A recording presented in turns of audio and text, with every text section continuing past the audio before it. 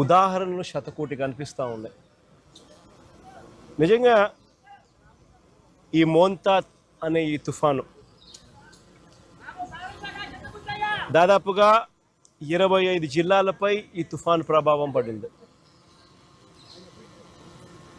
గోదావరి నుంచి గోదావరి పై నుంచి శ్రీకాకుళం దాకా దాని ఇంపాక్టు, ఇటువైపున చూస్తే కర్నూలు దాకా కూడా ఈ మోంతా తుఫాన్ ఇంపాక్ట్ కనిపించింది.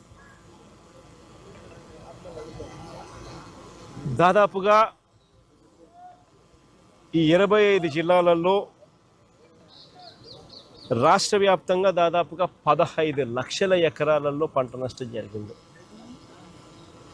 నిజంగా ఎప్పుడు ఊహించని విధంగా ఈ తుఫాను వల్ల పంటలు నష్టపోయిన పరిస్థితులు